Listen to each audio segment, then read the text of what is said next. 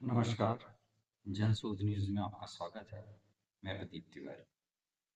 तो लीजिए साहब, आज यानी मंगलवार को 17 दिसंबर को लोकसभा में वन नेशन वन इलेक्शन का बिल पेश हो गया। हालांकि इसे पेश करने से पहले सांसदों के विरोध के कारण इसमें वोटिंग की गई। वोटिंग पहले इलेक्ट्रॉनिक वोटिंग से की गई और फिर पर्ची के आधार पर कुछ सांसदों की आपत्ति के कारण पर्ची पर भी मतदान हुआ, जिसमें इस बिल के पक्ष में या सरकार के पक्ष में 269 वोट पड़े। वहीं विपक्ष में 198 यानी 198 वोट पड़े। इससे कहीं ना कहीं यह चर्चा भी जरूर बलवती हो गई कि क्या अब एनडीए को सदन में 2/3 बहुमत हासिल है। हालांकि यह केवल एक बिल में मतदान को लेकर है, क्योंकि छोटी सी भी चिंगारी आग का रूप ले सकती है। मंगलवार को आज संविधान का 129वां संशोधन के तहत वन नेशन वन बिल को लोकसभा में पेश किया गया। इसमें पहले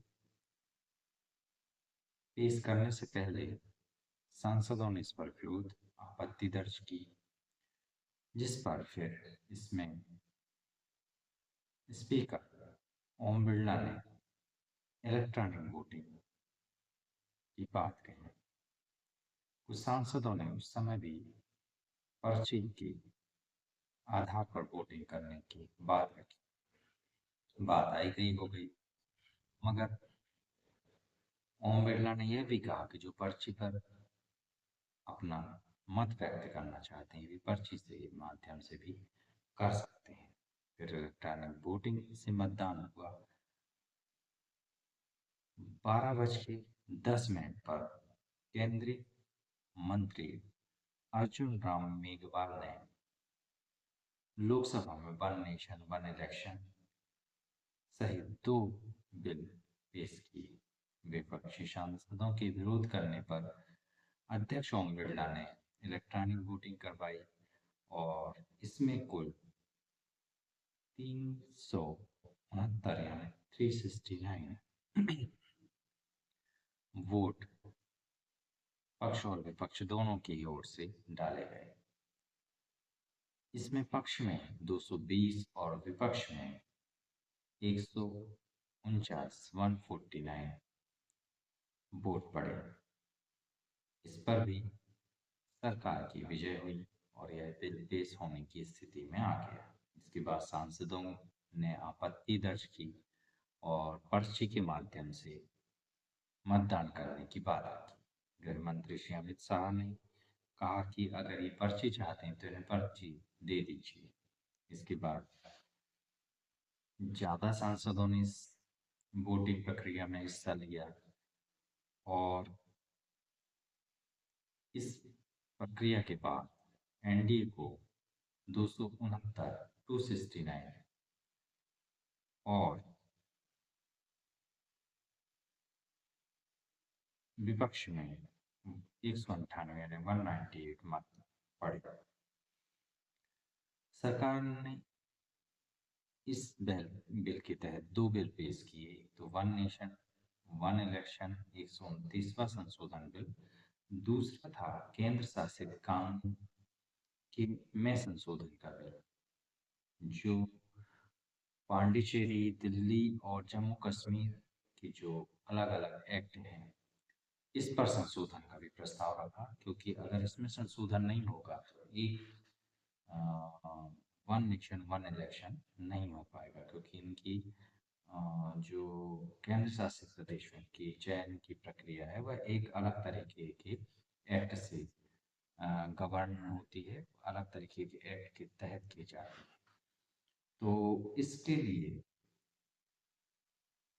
जो एक्ट है, the government of union territory act 1963, the government of national capital territory of Delhi 1991, the Jammu and Kashmir reorganisation act 2019, इन पर भी संशोधन की बात रखी गई। मगर इस पूरे एक्ट में जो संशोधन है उसमें जो सबसे कठिन बात है वह यह है कि एनडीए को इसमें 2/3 बहुमत की आवश्यकता होगी।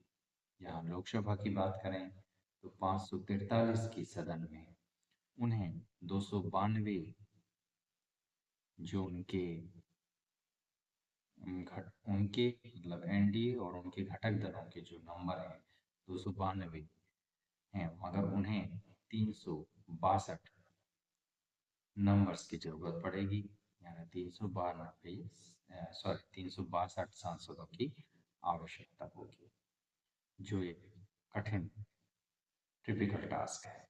वहीं राज्यसभा की बात करें तो 245 संसदीय सांसदों की संख्या वाले सदन में एनडीए के पास में 112 और 6 मनोनीत हैं। अगर इन सबको भी मिला दिया जाए तो 118 होते हैं, जबकि उन्हें आवश्यकता 164 सांसदों की या नंबर्स की पड़ेगी।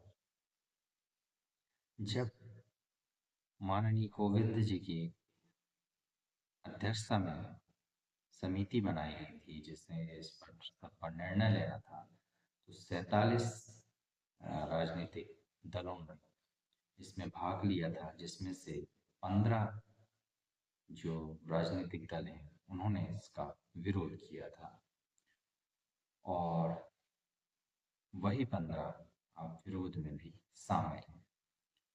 तो कहा नहीं जा सकता है कि यह बिल का हश्र क्या होगा इसमें, क्योंकि इंडिया गठबंधन की आवश्यकता एनडीए को या बीजेपी को होगी और इंडिया और एनडीए गठबंधन के रिश्ते इतने मधुर हो चले हैं कि बस गले ही मिलना बाकी रह जाता है। तो देखते हैं इस बिल का असर आगे क्या होता है। खबरों की बारीकियों को समझने और विश्लेषण की जानने के लिए और बेखौफ और बुलंद आवाज चुनना चाहते हैं तो लाइक और सब्सक्राइब करना ना भूलिएगा। देखते रहिए जनस्रोत। नमस्कार।